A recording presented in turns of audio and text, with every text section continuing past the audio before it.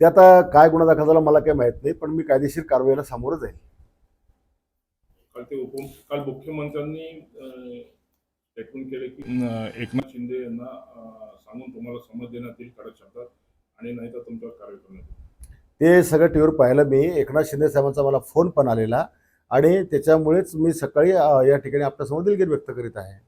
हो, खरं तर बुलढाणा जिल्ह्यामध्ये रेती असेल, अवैध रेती उपसा असेल, वाहतूक असेल, गुटखा असेल, असे विविध अजूनही मोठ्या प्रमाणात अवैध व्यवसाय सुरू आहेत. त्या संदर्भात आपण गृहमंत्र्यांची भेट घेऊन काही तक्रारी किंवा मग काही पाठपुरावा करायला सांगणार आहात? ते आता येणाऱ्या अधिवेशनात मी सगळे पुरावे मांडेन. बघा, उर्दू भाषेचा विषय मी जाहीरपणे सांगितलं की आज आतंकवाद्यांचे हल्ले होतात, त्यांचे मॅसेज उर्दू भाषेमध्ये येतात, आपल्या लोकांना समजत नाही. म्हणून देशाच्या आणि नागरिकांच्या सुरक्षेकरता ती आपल्याला आली पाहिजे, हा माझ्या मागचा हेतू आहे. आता संभाजी महाराजांनी पण 16 भाषा शिकल्या, मग तुम्ही त्यांना पण नाव ठेवा का की ते राजा असे मूर्ख होते म्हणून. शिवाजीराजे बहुभाषिक त्यांनी भाषा शिकल्या, जिजाऊमा साहेबांनी, येसूराणींनी, ताराराणींनी. मग आता हे जे इतिहासामध्ये ज्या महाराजांनी त्या सगळ्या गोष्टी केल्या, मग त्या आपण केल्या तर गैर काय आहे?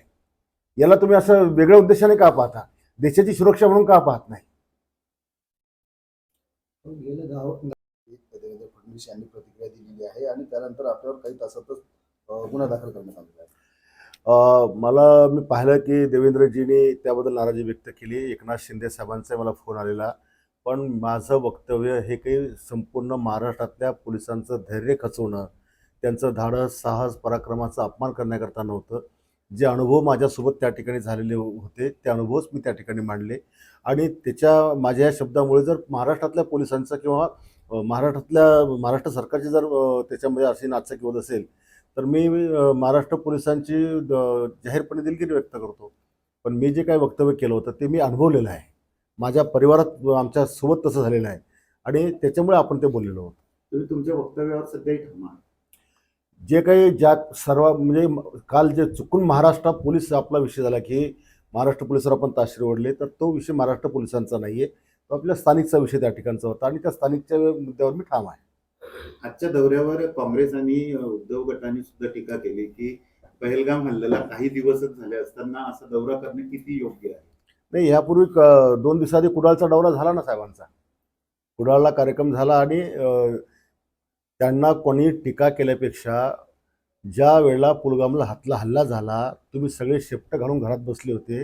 आमचे एकनाथ शिंदेसाहेब डायरेक्ट काश्मीरला गेले होते.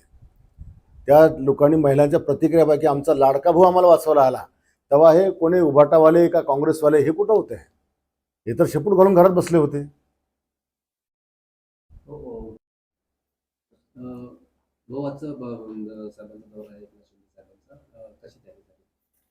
दौऱ्याची तयारी जोरात झालेली आहे. आभार यात्राचा कार्यक्रम 11 वाजता चालू होणार आहे आणि मोठ्या प्रमाणात लाडक्या बहिणी, लाडके शेतकरी, लाडके भाऊ, शिवसेनेचे कार्यकर्ते हे जवळपास आता घरून निघून राहिलेले आहेत. काही वेळातच ते या ठिकाणी पोहोचणार आहेत आणि साहेबांचं आगमनही वेळेवर होणार आहे. रात्री माझं त्यांच्याशी बोलणं झालं आहे. हो, आपण